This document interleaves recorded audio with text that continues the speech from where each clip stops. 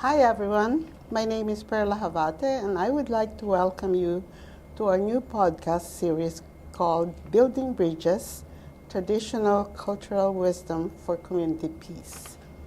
In this podcast, the Coalition of Manitoba Cultural Communities for Families will bring together community members to talk about positive peace building in Manitoba. Together, we will explore traditional cultural systems for building peaceful and healthy communities and will examine customary methods of decision-making and conflict resolution. In doing so, our goal is to foster positive peace, reduce tension, and address conflict in both cultural communities and the wider Manitoba society. By tapping into these old age systems, our podcast and our broader Building Bridges initiative seek to mend the social fabric, combat racism, hatred, and discrimination, and build more inclusive, healthy, and resilient families and communities in Winnipeg and throughout Manitoba. Striving toward the goal of positive peace is not simply having a community or society where there is an absence of violence and conflict, but rather it is having a community that works towards fostering community well-being, mutual respect, social justice, and equality.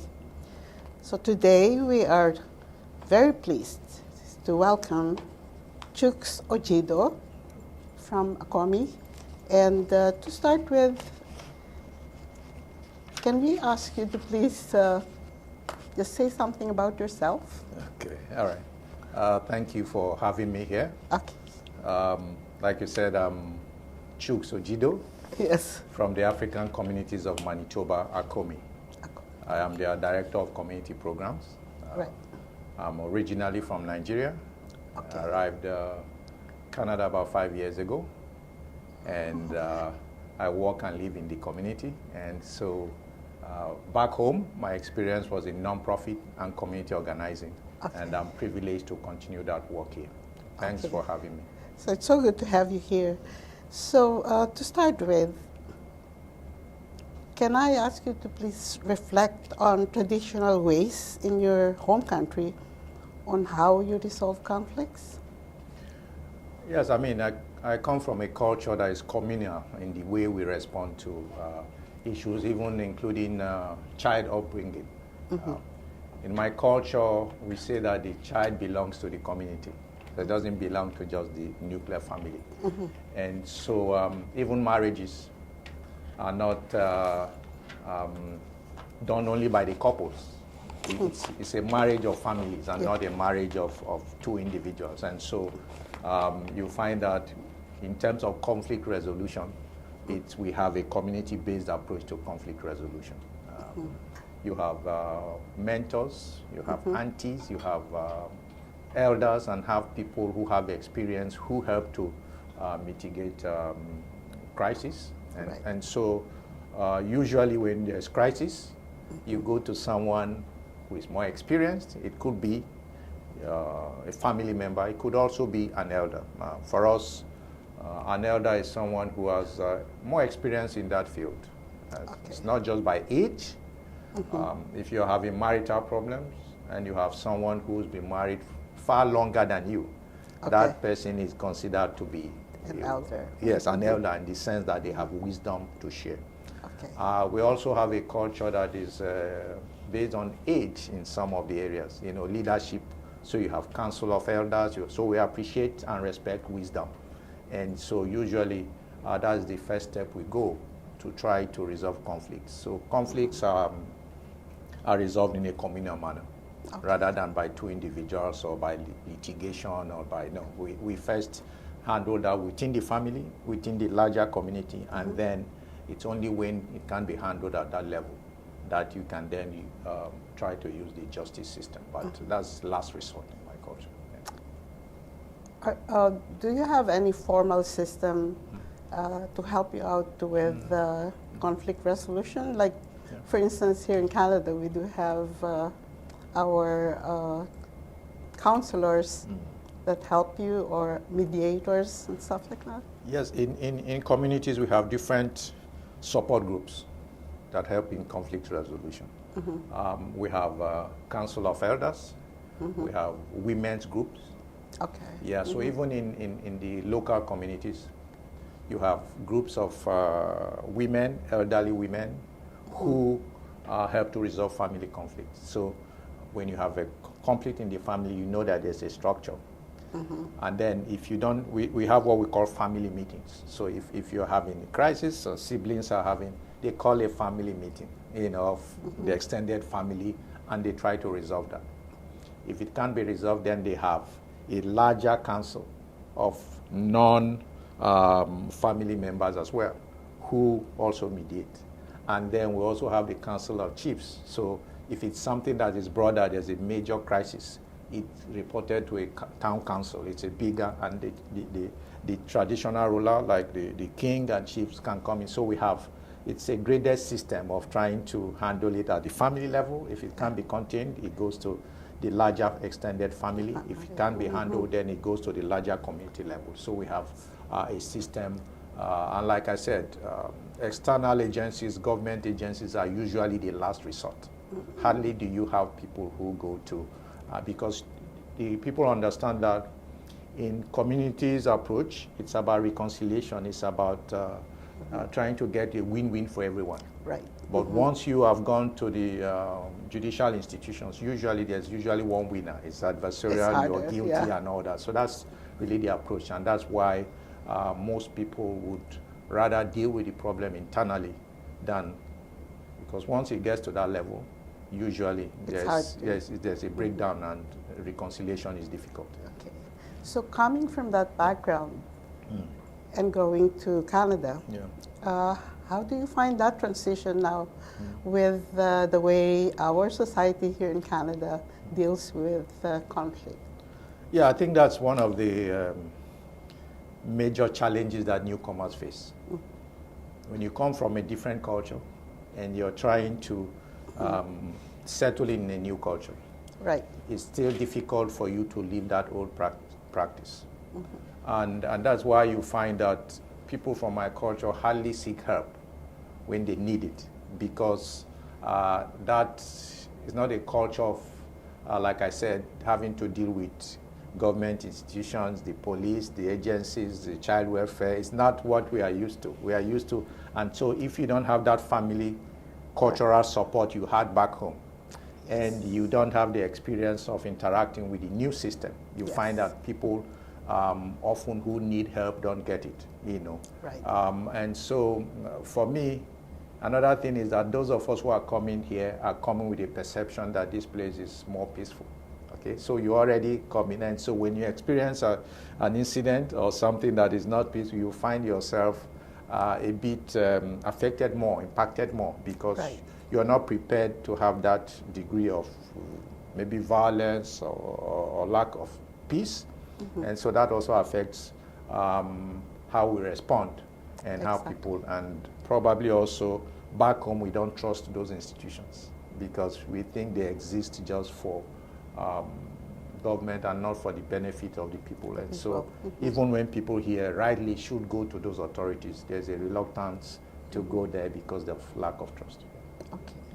So not being able to go to a formal institution that our society have at the moment, and the reality of our life here in Canada coming from another country where you don't have your support systems with you, you don't have your family and all that. How do you find your community dealing with issues? Yeah, I think that's why agencies like ACOMI exist, to try to provide our community support system.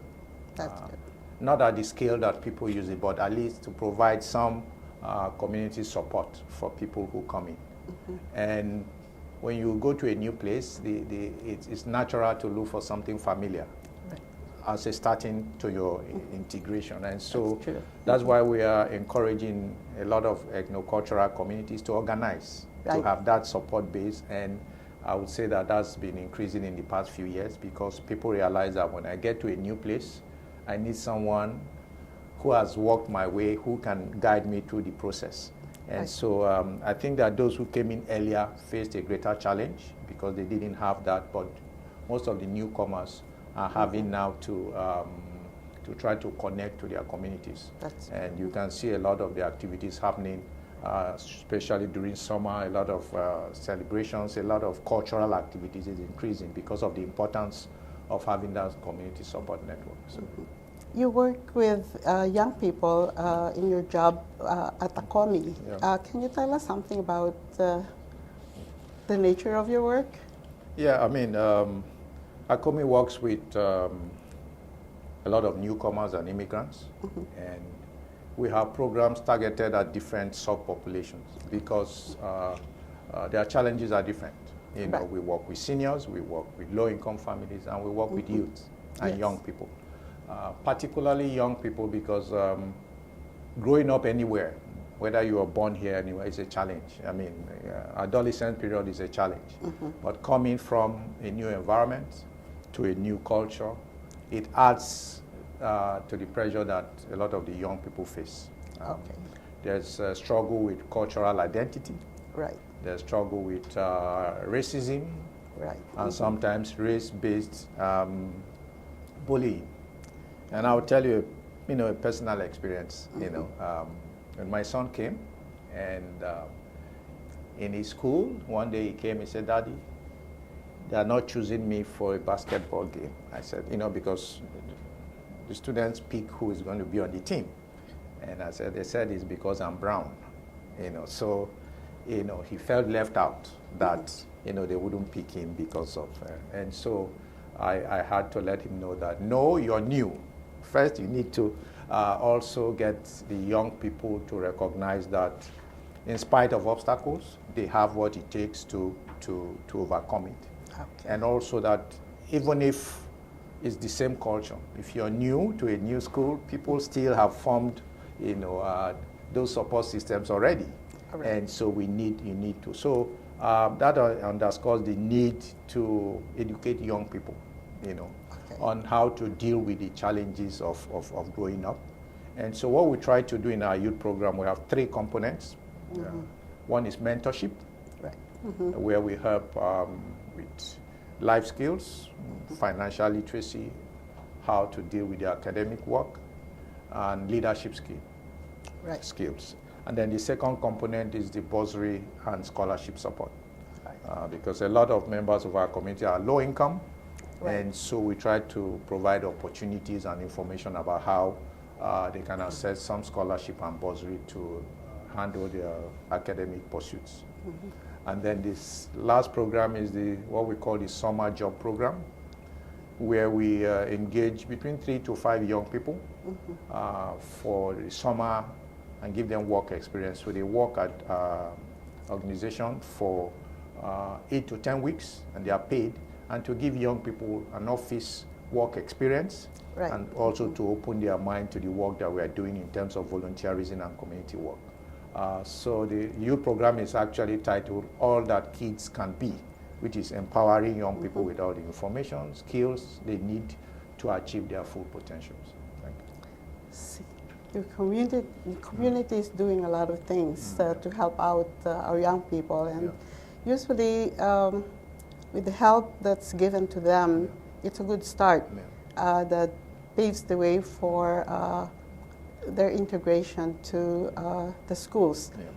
Have you ever encountered situations where groups of your young people were confronted with a conflict that you need to do a lot of steps to help them out, resolve the conflict? Yes, I mean, like I said, we work with a huge and diverse young population. Some are refugees, some have crisis, some have drugs and gang-related activities, some have to deal with bullying and family crisis. So it's a different range of crises that young people face. We recognize that we cannot provide all those services, and so we have some of our affiliates who handle different components and different issues. We have people who handle conflict resolution. We have affiliates who deal with youths in crisis and in the justice system. So what our committee does really is that we provide referrals and access to people who address some of these issues without necessarily having to address them ourselves, because no organization would have the capacity to deal with the issues. But what we are doing is that we are expanding access to help. And through our partnership with other agencies working on mental health issues, so we're able to actually channel young people to where those issues can be addressed by professionals. And I think the role we play is that we are a trusted member of the community. Right. And so they would rather come to us for help than go to these agencies that already exist. But when we can direct them to those agencies, they have more trust and confidence that we refer them to an agency that works. So I think that's been our approach, not to handle every problem ourselves, but to try to get members of our community, especially young people, to access some of the services that are already existing, that are not being well utilized. Yeah, that's great, because actually with all the resources we have now, a lot of our newcomer communities are finding it difficult accessing it because we're not used to them. Yeah, exactly. And with the help of a COMI, you're actually bridging the gap now between your community and existing services. Yes, that's right. And that's a good way of introducing your community to the way we resolve things here in Canada. Okay. So, what do you think are triggers that cause individuals in your community to feel unsafe? Yeah, I mean, like I said earlier, when you come with a perception that this is a more peaceful environment, little incidents can have a larger impact on you. Right. The other thing is also stereotypes about safety and risk and violence. Most newcomers, for instance, when they come in to Winnipeg, for instance, most of the services for newcomers are within the downtown area.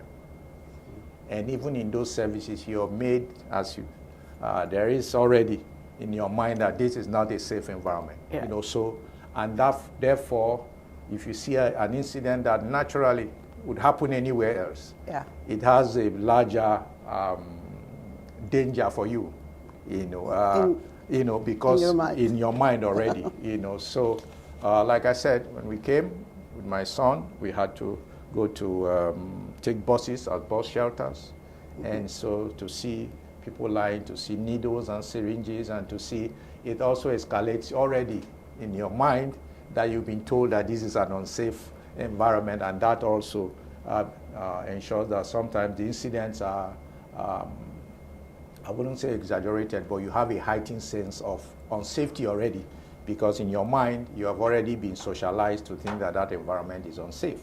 So that's really one of the things that worsens that. The other thing again is also the feeling that those actions are targeted at you because of your race. Right. Whereas those incidents can happen to any other person, but in your mind you're already. So I think that is the way and manner people are socialized. Because there's violence everywhere, there's insecurity and safety. But like I said, you already have the notion that you're coming to a safer environment, and therefore, when you see an incident, that then it has a larger and more negative impact than you. So I think that's really the main thing that newcomers face, when they arrive. So in moments of crisis or conflict, have you turned to the cultural community for support? Yes, I think that not just me personally, because I'll be sharing because of my interaction with the work with a lot of newcomers and issues. I know that, yes. And there's also a changing trend in what you call cultural communities. And I think that dimension needs to be brought out. We come from a community of faith. And so while cultural communities sometimes are ethnic-based, you have a growing new community that is faith-based. Right. And so even the concept of elders now is changing. Of course, there's a tendency to first relate to people of your cultural ethnicity. Yes, it is there. But it's also good to factor the fact that we have another community. And then, so the definition of elders changed. Right. Back home, elders was based on age. Yes. The older you are, because we respect wisdom. But here, elders, the definition has changed slightly. Someone who's been older in an issue for you is an elder.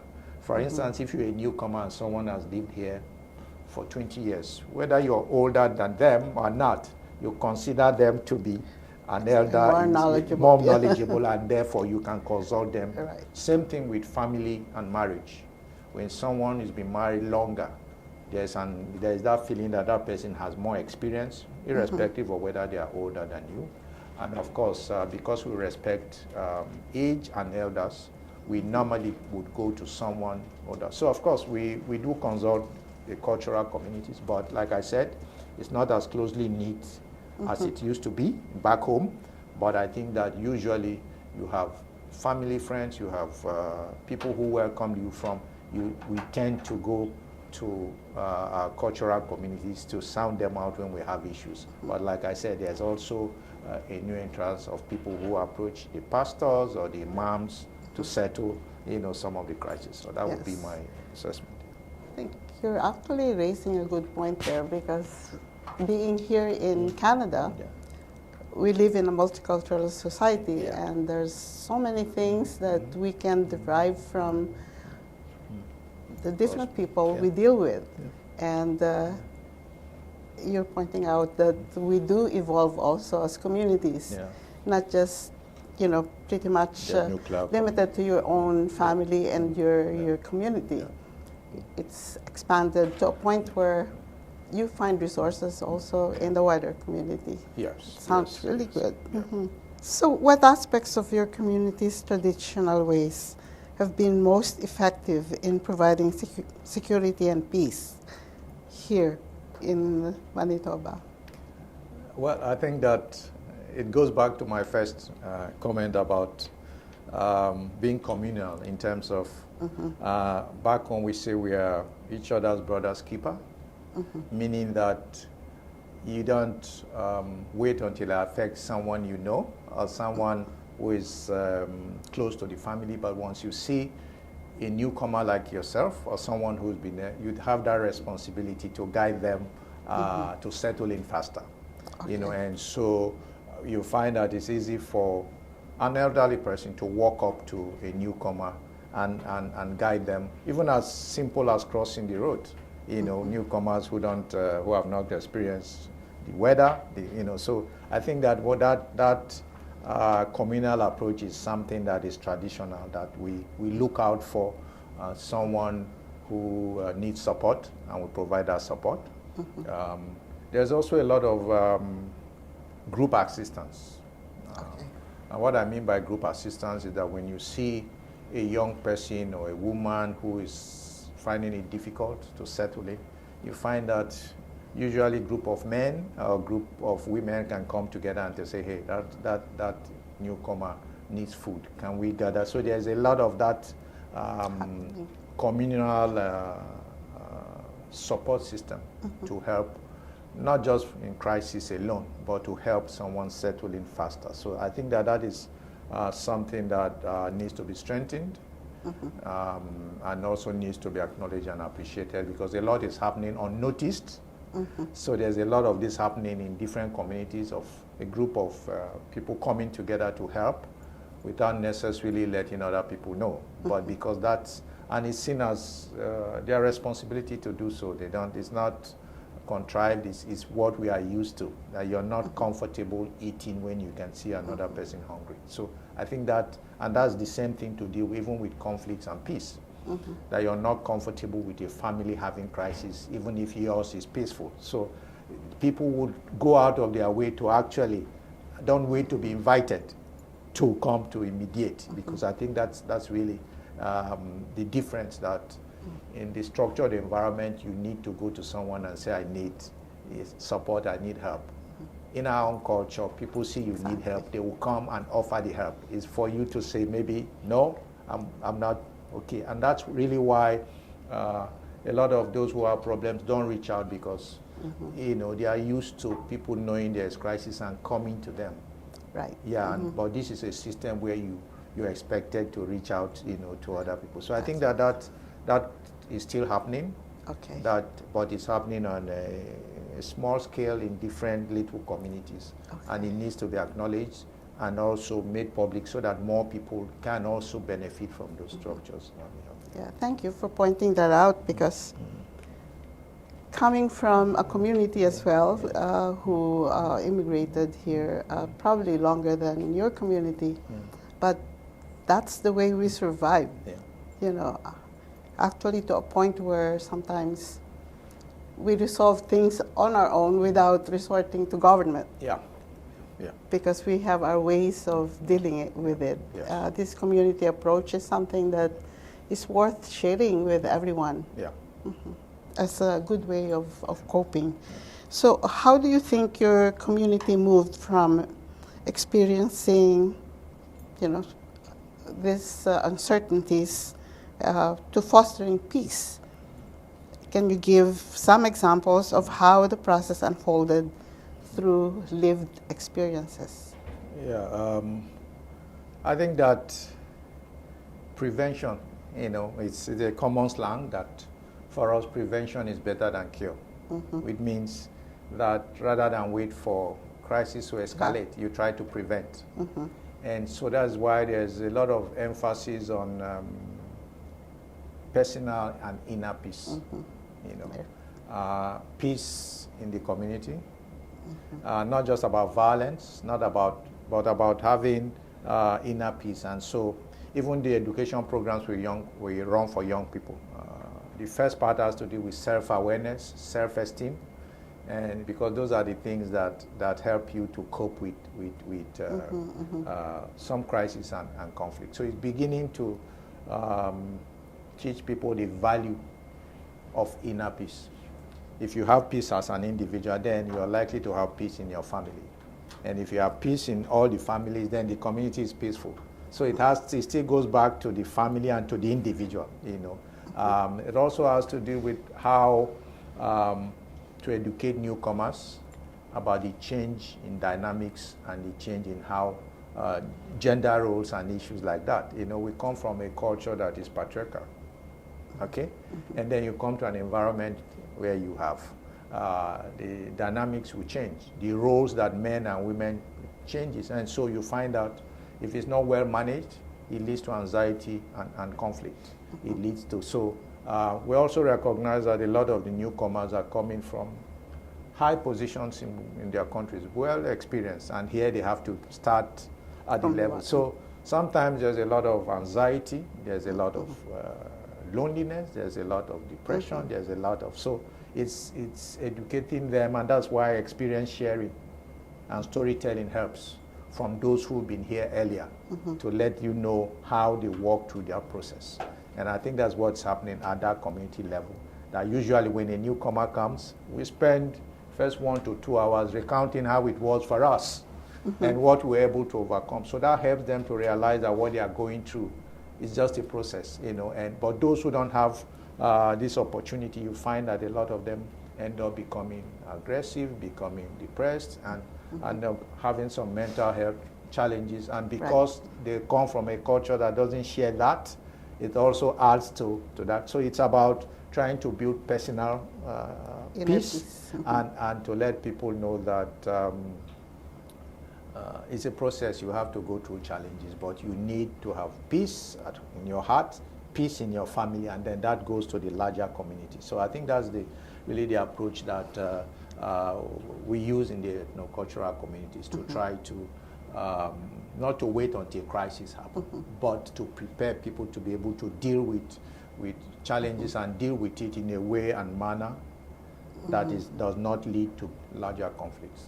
And the other thing is, we also come from a culture that conflict is really not destructive at all times. I mean, couples quarrel, Yeah. But that does not mean that there's no love. That does not, we need to let them know how to resolve some of those challenges.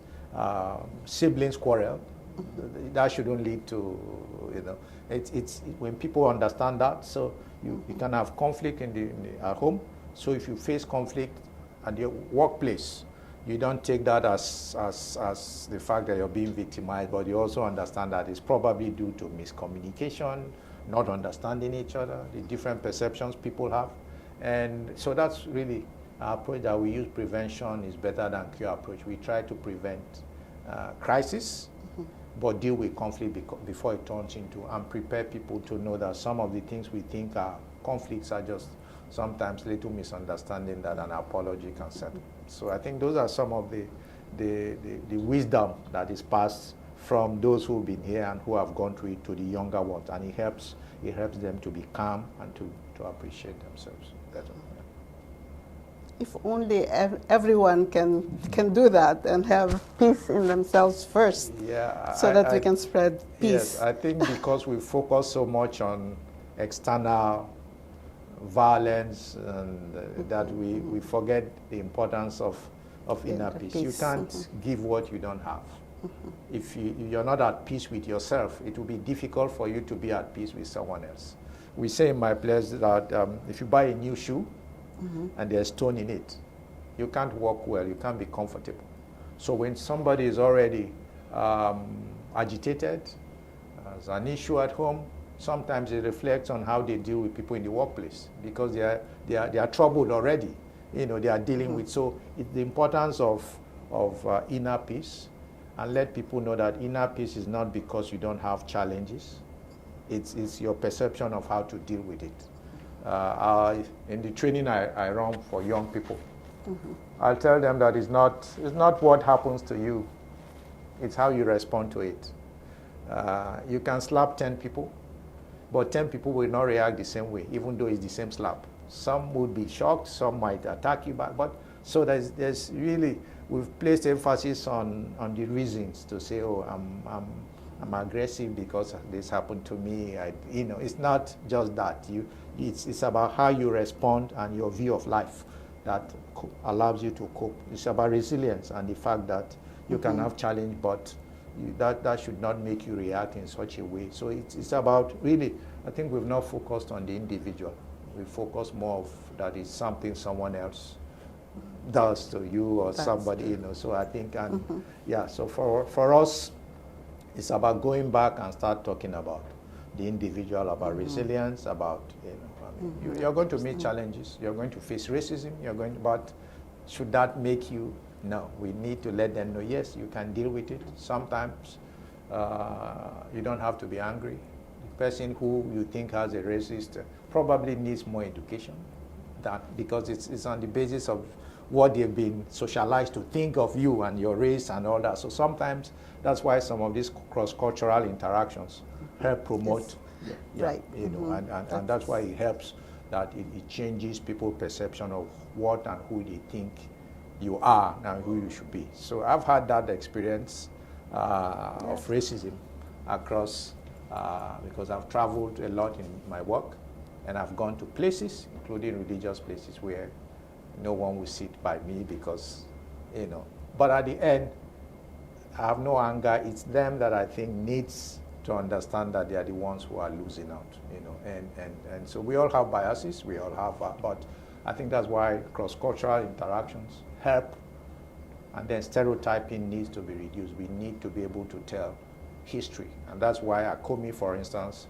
works to tell our own history. We need to tell our own history ourselves, especially those from communities that were colonized, and our histories were written for us, because we are traditionally an oral community, so we did not write. So that's why storytelling is important. That's why we need to share our accomplishments about what our ancestors have done, about their ingenuity, so people know that some of the stereotypes they think about your race is really because of the information they were given, not because of the reality. And that's why storytelling and talking about culture is very important for us. That's really good.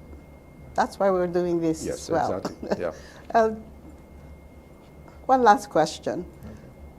If government comes to you, approaches you and asks you, what do you suggest we should be doing based on your lived experience from your country and coming here to improve peace? One is I would ask them to review some of the objective of the different programs they run. Let's take the child welfare and child services. What really is the goal? The goal is to protect the child. So you need to explore the best system to achieve that goal. So it doesn't have to be one fixed system. So if there's, if you keep your eye on the goal to make sure that every citizen feels a sense of belonging, then you need to be able to identify what are some of those things that, and incorporate them in the larger scheme of things. The demographics of every community will change with migration over years. And so you can't use one system you've been using for. The Manitoba of 2024 is not the Manitoba of 1960. It's not the Manitoba. So you need to continually tweak your system to deal with how your demographics is changing. It has to be, so one of the things I would say, they have to be open to new ways of doing things. That's one. Two is to recognize the importance of ethno-cultural communities beyond just cultural celebrations. We can dance, but beyond that, a lot of the cultural communities are sustaining peace. Because you have communities within communities. There are communities that are here. They are homogeneous. They are working. So we need to study them. We need to see how can we scale up some of those practices, so it's not restricted to one community. So if there's a way the Filipino community, for instance, is handling conflict, be it peace, be it marriage, it would be nice if we can learn from that, not just the government, but so I think that one of the things I would ask the government to do is to look at the strengths and the systems that work for its changing population, and to see how it improves its system to adapt. Your systems and structures must adapt to the changing realities of your population. Or else you are going to have a system well-funded but not utilized. Yes. So I mean, if I can guarantee you that if there's a helpline that gets 10 calls, there are probably 1,000 people who have the same problem but have not called. So how are those ones still managing to? So I think there's a need for, I would ask the government to really look at ethno-cultural communities, study the wisdom, and see how we can be, and open up. You cannot continue to use the same system. And lastly, we come from a culture where it's difficult to take a child from the community to a foster home. It's not, we would rather take the child to maybe, because a family member, a family friend, because again, you have to look at the child, say you're trying to change, you're moving from, so that's where you find that sometimes we don't trust the system because we think the system does not recognize how we live and how we deal with conflict. And those are some of the things, like I tell you, my son used to say, how many uncles and aunties do I have? Because we call uncle, it's not family, it's not considered, someone who is older is an uncle. Somebody who is older is an auntie. And that's how we deal with crisis. Right. And that's how we try to resolve conflict, that someone else wiser can look at the issue the child is having, and we might have someone from that community who can, but to remove the child immediately to a new setting, first it breaks that community bond that we have. And secondly, you need to even emphasize how many of those kids who've been taken from that environment have turned out better. I think we need to be open to evaluate whether the system we have currently works. And if it doesn't, how can we open it up? And I think it's taking the ethno-cultural communities more seriously and not token support that think that, okay, once we can come and dance and go, that means we are. No, I think we play a bigger role. And it takes government to recognize that and be open and willing to see how we can change existing systems. You've talked about inner peace. Yes. So I'm just wondering, with storytelling that is really important, is there one or are there stories available that you can share with our young people that can build inner peace? Yeah. Okay. Like I said, storytelling is part of our culture. And in communities, we have fables and stories, and young kids gather sometimes under the tree. We have moonlight storytelling sessions where we gather to talk. Yes.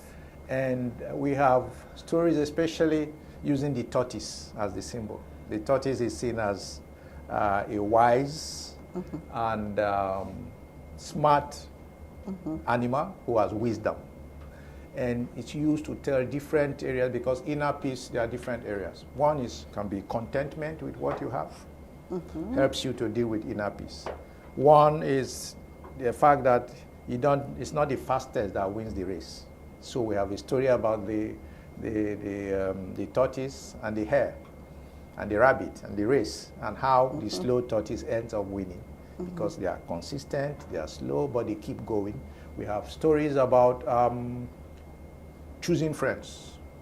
We have the story about choosing friends, where a young lady rejects every man in the community because they are not good enough, and then comes a fine-looking prince, unknown, but look, and of course decides to marry this young, handsome guy. And on their way to their village, he turns to become a snake, and he's teaching people the value. So they are different. There's no one particular story, but we have stories that symbolizes people having to deal with contentment. The right choice is teaching them about slow and steady wins the race. Right. So people are not in it, because sometimes it's the urge to think that you want to be like your friend. We comparing yourself. So those things lead to a sense of lack of fulfillment, because you're comparing yourself with someone else, forgetting there's one, not a story, but an adage that my mom gave me when I was 12, and has defined me as an individual. I had gone out to a party with my friends and came back late. And so the next morning she called me and said, look, it's only a foolish rat that goes swimming with the lizard. And I said, what do you mean? She repeated it, it's only a foolish rat that goes swimming with the lizard. I said, what does that mean? He said, the rat's skin is full of hair, the lizard's skin is dry. So when two of them go swimming, immediately they're out, the lizard's own is dry, your own will be wet. So you need to understand that you don't have to do the same thing, because it has different repercussions on you. So you know your family, you know your parents, you get into trouble, your dad is not going to come bail you. He's going to ask them to even, you spend more days in prison than, but the other friends, they are parents. So it taught me the value to realize that look, you're unique, and you need to look at your own circumstance. So we have different parables, we have different stories that will tell young children, and it helps them to deal with challenges, it helps them to deal with inner peace, it helps them to deal with overcoming challenge. So there are a lot of stories, but a lot of them are based mainly like on tortoise. Is really one of our favorite. Yeah, so we have different stories on that. So that's why they are losing that out here, because that structure of storytelling, and because, like I said, it's passed from one generation to the other, and so if you come here and you cut out that, your children don't, so when you find children who lived with parents or grandparents, or who interacted with the grandparents, you find that they have more wisdom because of those stories that they tell. And that's also why at Akomi we are starting a storytelling session program as part of our Black History Month, and also trying to teach even traditional games that we play at home. So storytelling is really a key component of nurturing and educating. So we actually educate. So when we might not have traditional schools, storytelling is our school. That's where you teach some of the values, respect that govern, and those are things needed for inner peace and the ability to cope with crisis. And that's one message that needs to come out to all the parents that we have, because a lot of them, when we come here, we're so busy just finding jobs and working and working. Yeah. And we miss out on the opportunity to be part of the education of their children by passing on values through storytelling. So that's really great. Yeah, and I think that the educational system here is good. It prepares children to excel in academics, but the system needs support in terms of values, because someone with good education without values really doesn't add much to the community. That's right. Also recognizes that achieving personal goals and accomplishment that does not impact on the community, it doesn't add value, you know. Right. And so I think that is where parents are busy. We know the challenges that new commerce face to try to deal with the rising inflation, mortgage, and so spend a lot of time not even with their children. Yes. And so the children now are exposed to a lot of information online, but there's no information to try to correct that. So I think that also part of what we are doing in terms of our community, to let people know what's important. House is important, but if you have a house, beautiful, a mansion, and there's no peace in that house doesn't, it's better you stay in a one-bedroom apartment that has peace than struggle and build mansions, and you know. So we let people know the value of, look, if you have enough to take care of your family, devote a little more time to spend time with these kids. Money is important, but it's not at the detriment of your family bond, of our relationships in the home. And so that's what sometimes causes tension, and children are not guided accordingly. And so I think that it's recognizing the values that we had and trying to make sure that we pass it to our younger ones. It might not be the format that our parents did because they had more time, but at least try to get children growing up to realize what's important and storytelling. Children love stories. I mean, it's whether it's online or inline, they like to gather to hear from. They want to know, Daddy, how was it growing up? How did you know? So I think that creating a forum for storytelling for us is, and sharing lived experiences. I think that's really what is important. There's a lot of theories on peace, but it's about lived experiences that we really guide people on how that can be done. So that's why programs like this and programs that try to tell stories about life, about relationships, will be helpful in helping promote inner peace, especially for newcomers and the ethnocultural communities. Thank you. Thank you very much, Chooks. You left us with a lot of food for thought. Okay. And hopefully everyone enjoys this podcast with Chooks. And thank you very much. And everyone, we'll see you again. Thank you. Yeah.